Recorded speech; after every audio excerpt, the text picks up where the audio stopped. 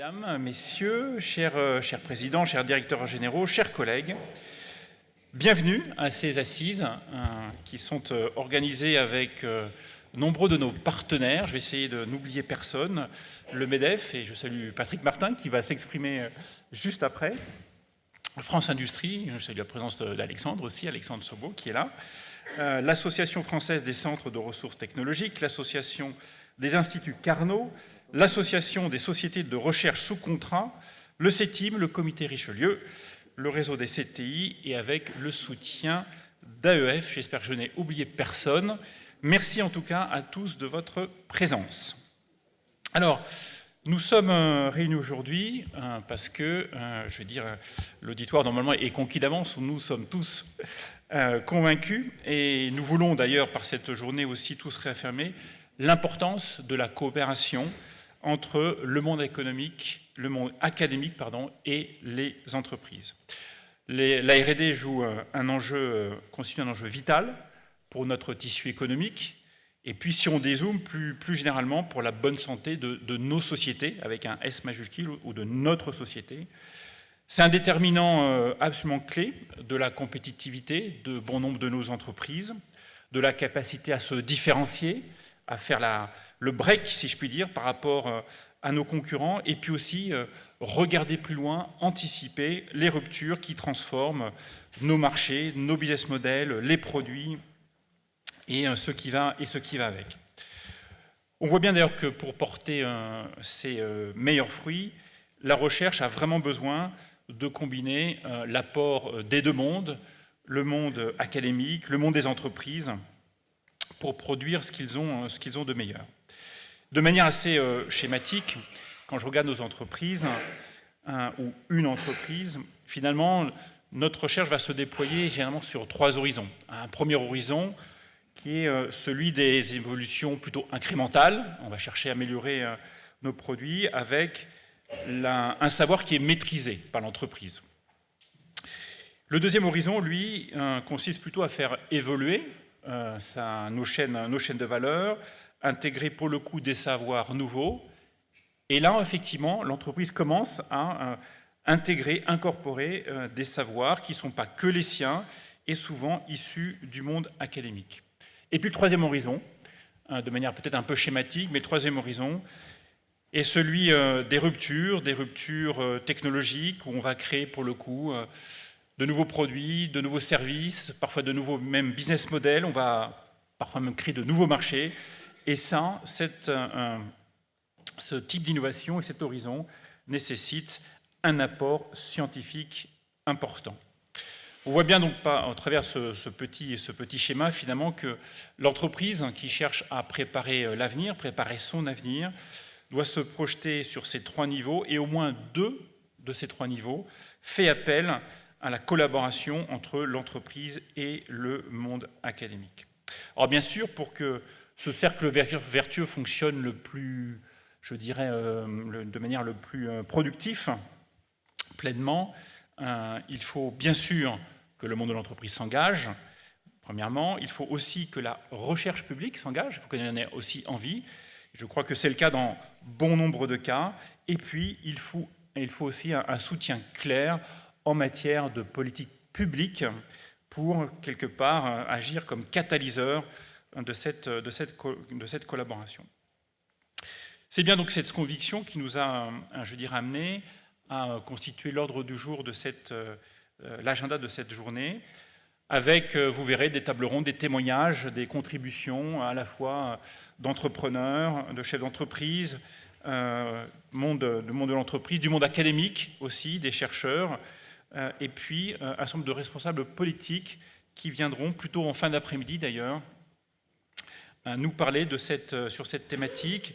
Et puis ce sera peut-être l'occasion d'ailleurs, puisqu'on aura une pluralité de partis politiques représentés, les interpeller au sens noble du terme sur ce qu'ils proposent, ce qu'ils envisagent, notamment en vue des prochaines élections ou échéances électorales. Et bien sûr, on peut penser à l'échéance de 2027.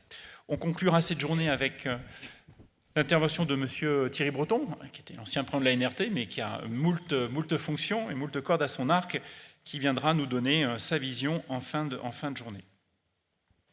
Cet événement, aujourd'hui, il se place, si je puis dire, presque 20 ans après un autre événement qui était lui aussi, qui a marqué aussi, je dirais, ces débats, qui était issu du mouvement Sauvons la recherche, ça s'appelait comme ça, Sauvons la recherche, qui soulignait la nécessité de mieux reconnaître, mieux soutenir l'activité scientifique dans notre pays. Donc à l'époque, si je puis dire, à l'époque, il y a 20 ans, en novembre 2004, les assises des États généraux de la recherche se sont tenues à Grenoble et ont été particulièrement, je dirais, féconds. Il y avait une vraie dynamique, en tout cas une vraie volonté de faire bouger les choses. Et d'ailleurs, les travaux engagés pendant et après, bien sûr, ces assises, ont été à l'origine de bon nombre de réformes majeures qui ont été, à l'époque, qui ont porté un ensemble d'espoir. La création de l'ANR, la création des pôles de compétitivité, des instituts Carnot, des PIA, des SAT, des IRT aussi, entre autres initiatives. Alors, si on se place maintenant, 20 ans plus tard, et qu'on regarde quelque part ce qui a été fait depuis, je dirais que le bilan, enfin, tel que nous pouvons le faire de manière, je dirais, factuelle, est, allez, on va dire partiellement satisfaisant. Voilà. Si on reste positif, il est partiellement satisfaisant, ce qui veut dire qu'effectivement, un certain nombre de choses n'ont pas, je dirais, porté tous les fruits que nous attendions de ces différentes réformes. Lors d'une discussion, d'une rencontre récente entre le comité Richelieu et le MEDEF, il y avait une question simple qui avait été posée, à savoir, est-ce qu'il faut finalement tout changer, repartir à zéro? Bien sûr, c'était théorique, mais pour autant, une question de manière à se challenger nous-mêmes, finalement, sur ce que nous espérons. La discussion très pragmatique était plutôt, non, on ne va pas repartir à zéro, bien sûr, mais pour autant, nous a amené les uns les autres à constater, de manière là aussi lucide, tout simplement, un certain nombre d'insuffisances de notre système, ou sous-entendu des choses qu'il faut absolument améliorer, la fragilité de certaines avancées, à la fois positives, mais qui ont vraiment besoin d'être consolidées, et puis aussi, certains d'entre nous ont regretté, je puis dire, cette tendance bien française, plutôt que de consolider ce qui avait été lancé, plutôt créer, je dirais, de nouveaux dispositifs, ajouter, je dirais, un peu plus de complexité à un monde qui est déjà assez complexe, dispositifs dont eux-mêmes, d'ailleurs, la pérennité n'est pas garantie. Bref, tout ça manquait ou manque réellement de cohérence.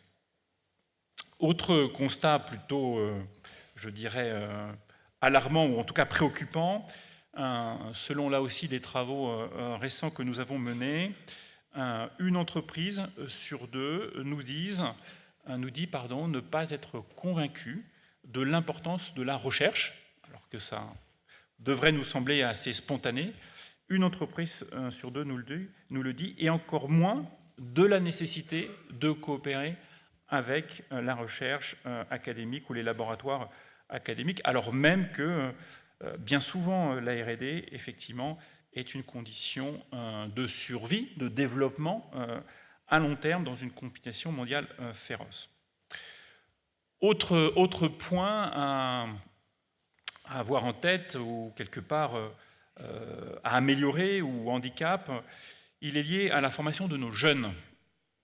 Alors d'un côté, on peut se dire que la qualité de nos enseignements supérieurs, de nos laboratoires est internationalement reconnue, c'est vrai, et tant mieux, et il faut absolument s'en féliciter. Pour autant, la tendance en matière de formation de nos jeunes est, je dirais, de mon point de vue, plus inquiétante ou préoccupante. L'évolution récente de certains programmes, comme on le sait, a éloigné les jeunes de la science, des matières scientifiques, alors même que nous sommes à un moment où, pour nos entreprises, plus que jamais, il est important d'avoir tout le spectre, de l'ingénieur jusqu'au docteur. Et puis, je dirais, dernière petite touche au panel ou à ce panorama, Les startups sont des foyers d'innovation extrêmement importants, bien sûr. Et bien, si l'on regarde effectivement cet écosystème, à la fois, et notamment sous l'impulsion de ce président, pas mal de choses ont été faites pour, je dirais, favoriser, dynamiser l'envie de start-up. Pour autant, quand on regarde factuellement, cet écosystème a encore de la peine à grandir. Je dirais l'aversion au risque, il n'a pas vraiment changé dans notre pays. Si on se compare à d'autres pays, notamment outre-Atlantique, voilà, cette aversion au risque est encore bien présente et qui se traduit, in fine, de manière très concrète sur le financement des startups. Alors une fois encore, ça s'améliore, mais pour autant, il reste encore beaucoup de choses à faire en la matière et c'est une source d'innovation très importante.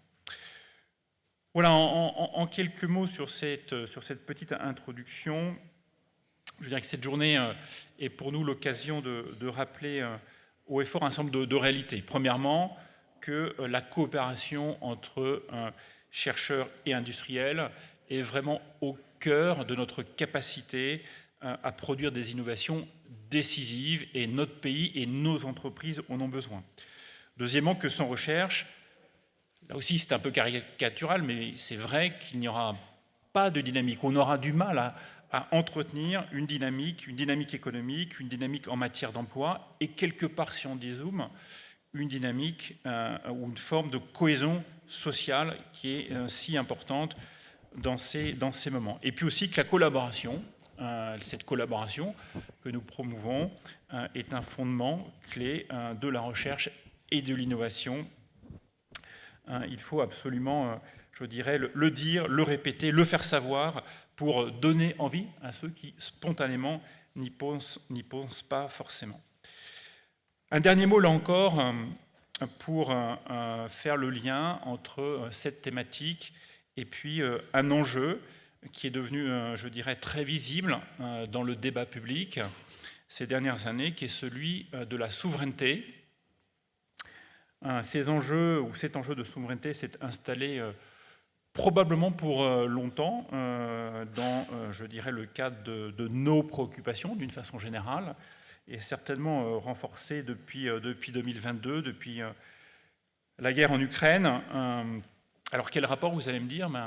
Il y a ce besoin, cette envie ou cette impérieuse nécessité pour l'Europe, pour notre pays, de renforcer sa souveraineté. Souveraineté ne veut pas dire autarcie, ne veut pas dire indépendance totale, mais en tout cas capacité de créer suffisamment d'interdépendance pour être maître de son destin et de pouvoir choisir son modèle politique, son modèle social, avec qui nous avons décidé d'être amis et les autres, si je puis dire. Et dans ces enjeux de souveraineté, il est évident que la recherche et la technologie y trouvent une place, si ce n'est centrale, mais en tout cas extrêmement importante. Voilà pour ces quelques mots. J'espère en tout cas que ces assises de la recherche partenariale seront au moins aussi fécondes que celles qui se sont tenues il y a une vingtaine d'années. En tout cas, je vous remercie d'être venus nombreux ce matin et au cours de cette journée qui sera certainement très féconde. Merci à tous et j'invite maintenant Patrick Martin, président du MEDEF, à nous dire quelques mots.